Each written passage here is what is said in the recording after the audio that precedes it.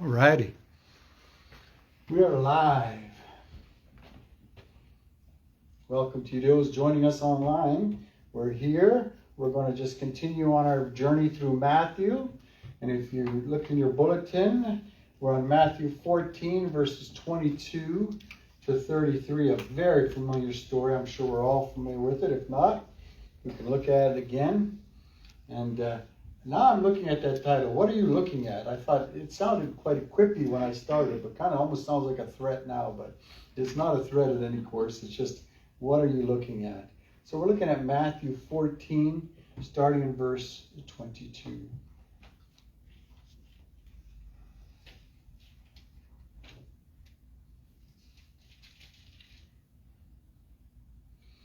Matthew 14, 22 to 33.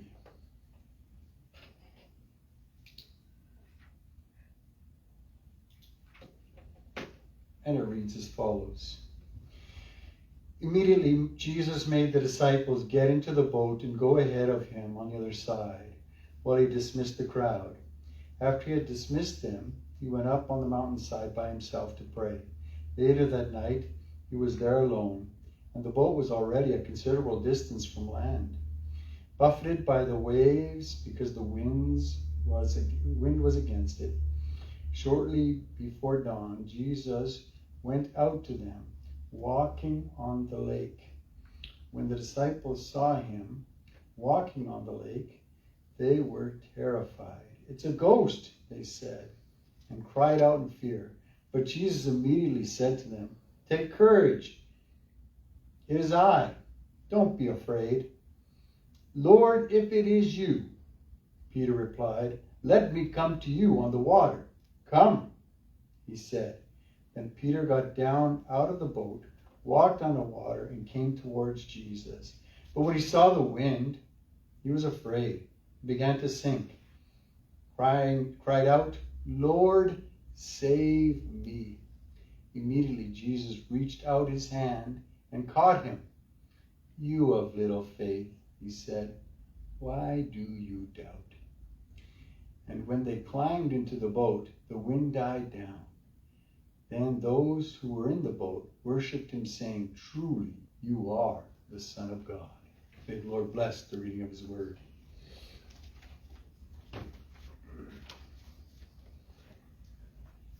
Well, last week we looked at a miracle, which was feeding of the 5,000, and we looked into it and all the different ramifications and different things around it, and it was a relief for what was going on. You know, Jesus said to the disciples, "You feed them." You know, we don't got nothing, and we see how he produced the food, and we have that wonderful miracle and how people were fed. So this week we're looking at a miracle. It doesn't feed you so much, but it shows of Jesus walking on the water and what is transpiring around there. Now, many times when we look at this passage, or we hear about it, or maybe when we were growing up as kids learning about it in Sunday school, we would just hear the walking in the water part and Jesus saving Peter and all that. And we're looking into that. Of course, we're not going to. But after the feeding, Jesus wanted to dismiss everybody.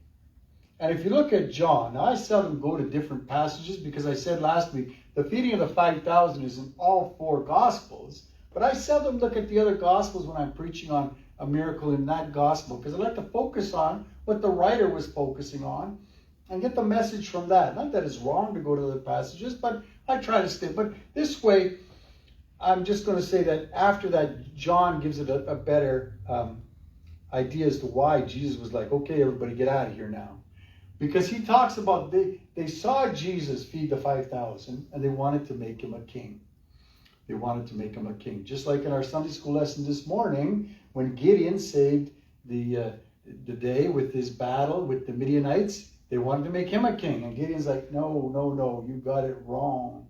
And again, they got it wrong. But instead of Jesus saying, you know, getting angry at them or rebuking them, he simply worked the way that I think worked the best. He told the disciples, "Let's leave. Because if I'm not here, you're not here, then they won't be here." So the disciples were told to leave, so the crowd would leave, and Jesus goes up on the mountain. You know, when I was preparing this message, I kind of dated myself because I remembered back in the day, not firsthand, but through secondhand knowledge of, you know, when they used to say, Elvis has left the building. I'm sure you've heard this before. People say it as a joke now after a game is over or a concert's finished, even nowadays. Elvis has left the building. So I think that they were trying to do that. And I think that was a fantastic way of Jesus having crowd control. Because after somebody had fed me out of a tiny little bit of food, I would say, I want to stay here.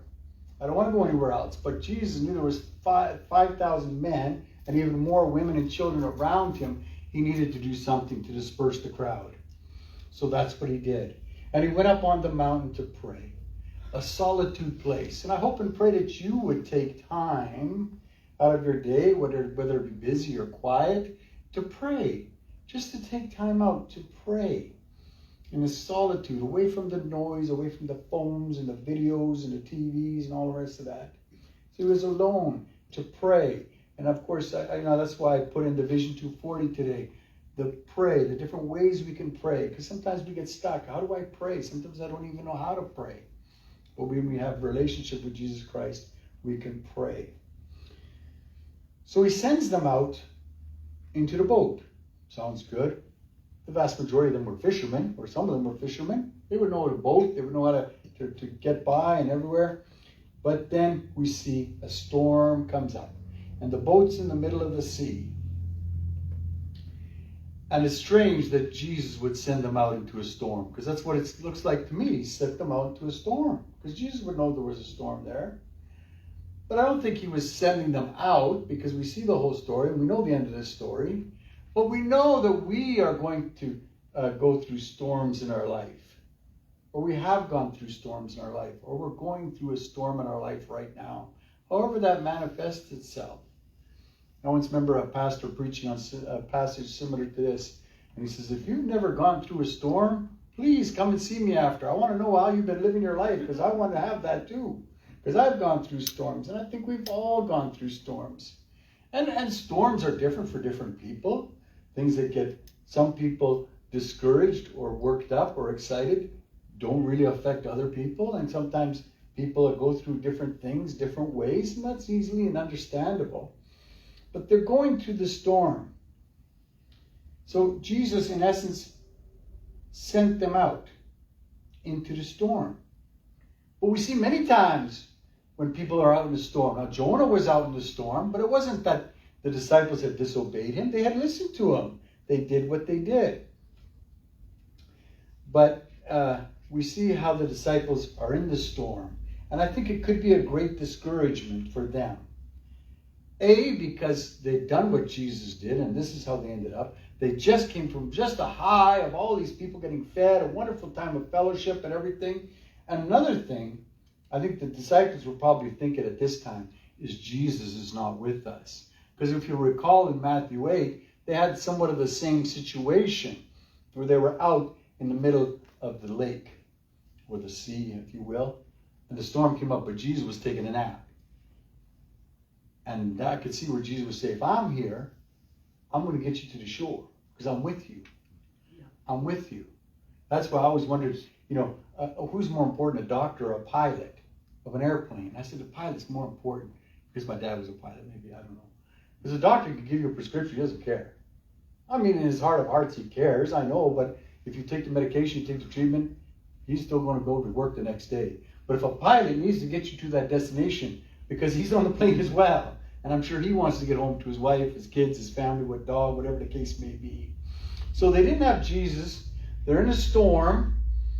And these were fishermen, some of them. So they knew what the sea was like. So when you see they get scared, they get worried, you know it is a storm. It is a storm. I remember teaching youth the other day, and I was saying, whenever I'm on a plane, we get a lot of turbulence, I look at the flight attendants. Because if they're getting nervous, I'm going to get nervous. But if they're not getting nervous, I'm not getting nervous. And most of the time, they're not getting nervous. Except one flight I was on, she got nervous. I thought, if she's getting nervous, I'm getting nervous. But the plane landed fine. It was okay. But Jesus is there with them. But here he's not. So it must have been a bad storm because they're getting worried. But Jesus is training the disciples up. I think in the bigger grand scheme of things, he's training them up to face difficulties, to go through things, because we know that they will face difficulties and they will go through things. So they're tossed by the waves back and forth. And they probably have trouble going on. We're told the wind was against them and they're trying to get things done. And then we get the scene unfold, that Christ approaches them and how he approaches them. So we're told that he's walking on the water. He walked on the sea. And that shows you how the Creator has control over the creation. And that's why we should never worship the creation, but the Creator, because we know the Creator has control over everything. That he had control over the food, he has control over the sea. Because he can calm the sea, he can walk on the sea. He has such divine power. So they start walking towards the disciples. And of course they take a knee-jerk reaction, as probably all of us would. I mean, something so out of the ordinary. You know, we look at it with hindsight many, many years later, and we go, oh, sure, why didn't they notice it? Why didn't they see Jesus? It was just Jesus. Everyone knows it's Jesus. But they think it's a ghost. It's a ghost. Now, Jesus doesn't get into a long discussion about ghosts, if they're real or not, because some people ask me that, what about ghosts? But they do believe in spirits and afterlife, except the Sadducees, and we've seen how Jesus dealt with the Sadducees. So they say it's a ghost. It's an appearance and it's approaching. So what can it be?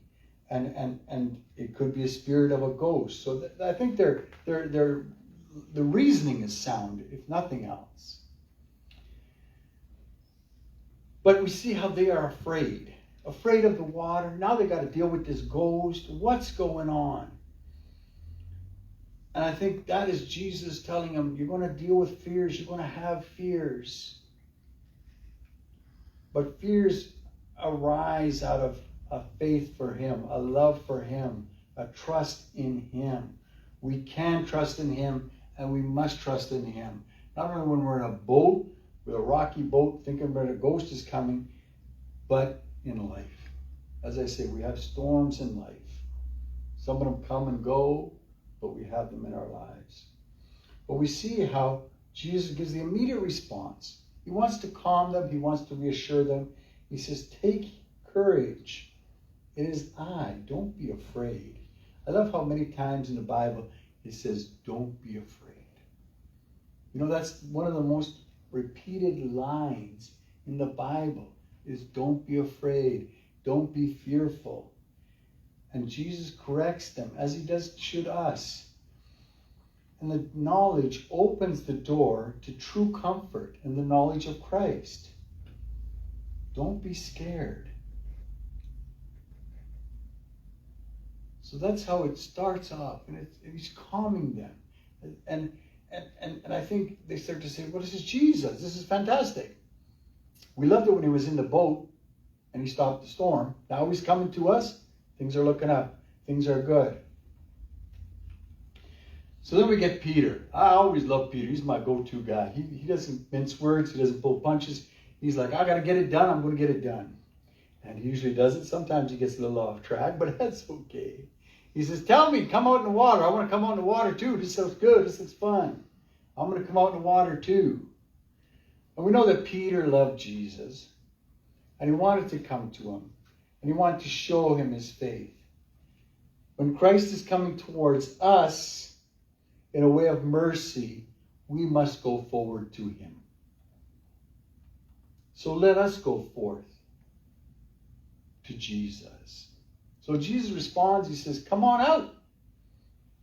Now, I don't know if I would get out of a boat, period, let alone in a storm, let alone Jesus is standing there, everything going on. But I often said, we beat up on Peter because, as we are going to see, it didn't go too well for him.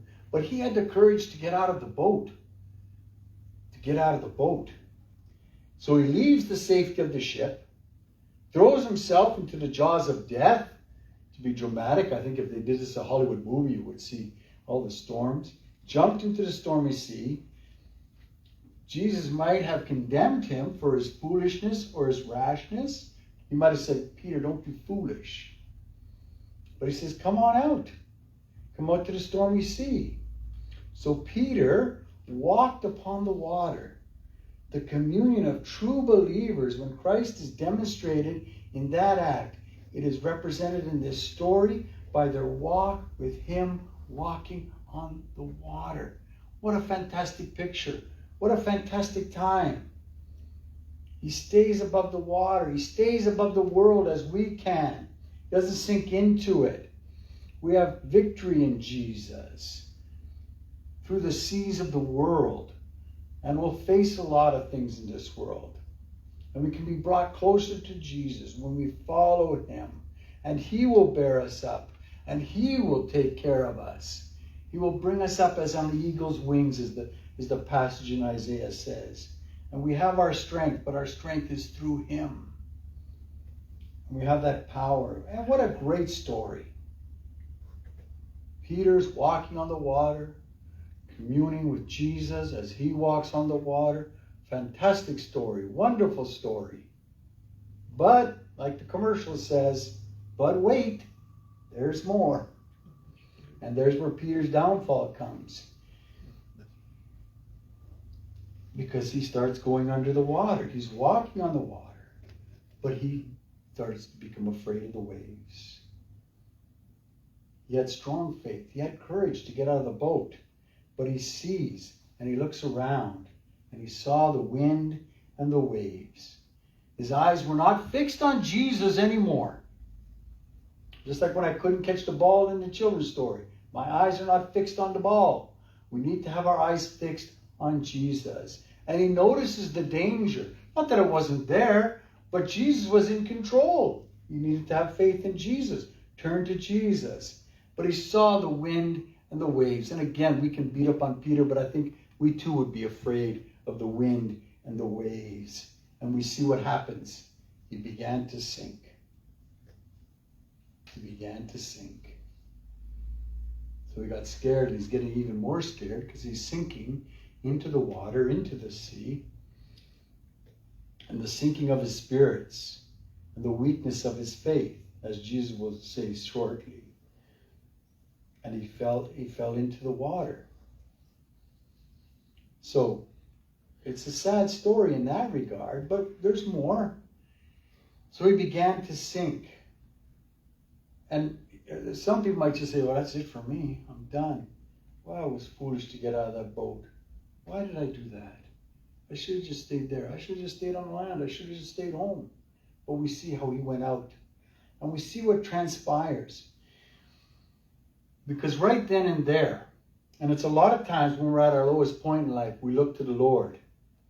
We say, Jesus, where are you? Jesus, help me out. I can't do anything on my own. I'm stuck in a situation. And that's where Peter is right now. And he says that short little prayer. You know, sometimes we have people that pray for a long time. And some people just say short little prayers. And I saw a joke the other day that said, everybody's sitting around the table looking for somebody to start the prayer, so Alexis started the prayer because nobody else would. So I'll pray then. But he says it's short and simple and to the point, which we can do in our prayer lives. It doesn't have to be long. It doesn't have to be wordy. It just says, Lord, save me. Simple, straightforward, very short prayer. Lord, save me. And as I said, people can sink, but with the Lord, you're never sunk. I saw that when I was preparing. I thought, I got to keep that. I got to write that down somewhere. You may be sinking, but you're never sunk with the Lord. Because we see what Peter does. We see how he saves him. He says, Lord, it saves me. Very quick prayer. When faith is weak, prayer should be stronger. We should focus in prayer and keep that prayer and dependence on God and cry out to him. And it's a matter of prayer. Lord, save me. Christ is our great Savior. And he was sinking down. And Christ, with his great favor for Peter and for me and for you and for everybody and anybody who calls out, he is there for you. He is there. First, he saves him. And we see that. We see that. Jesus reached out his hand and pulled him up out of the water. You know, I was reflecting on this passage, and I was remembered the picture, I'm sure we're all familiar of it, with Adam and God in the Sistine Chapel. And it was pointed out to me years ago that if you look at that picture, God has his arm stretched out as far as it will go. It is man who needs to stretch out his arm just a little further to touch God. And that's what we need to do. Reach out a little further so that we too can touch God. Christ's hand is still stretched out to all believers, and he's there for you. Just like the lifeguards at the pool, I always look at them, see who's there. I always like the bigger guys when they're working, when I'm swimming, in case they go under. I want somebody strong. But whoever's there, I know that they can save me. I know they've gone through training, and they will save me. I hope they never have to save me, and I hope there's never a situation. But I'm glad that they are there, because I can reach out to them, and they can see that I'm floundering in the water. And we too can flounder in the water, and Jesus sees us, and his hand is still stretched out. But he does rebuke Peter. He doesn't get off lightly. He does rebuke him a little bit. And he says, oh, you have little faith. He says, why do you doubt? And I don't think he's so mad at Peter, but just kind of wants to point that out. I'm here. What are you worried about? Christ tells him that he was a little faith, but even a little faith is great. And we showed that he did have faith because he did turn to the Lord in prayer, which is so important.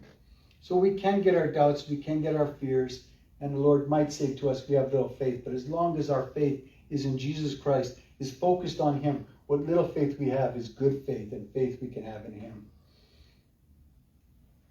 So he is not cast off. He is not put aside. He just simply says, why do you doubt? And we do have doubtful minds sometimes.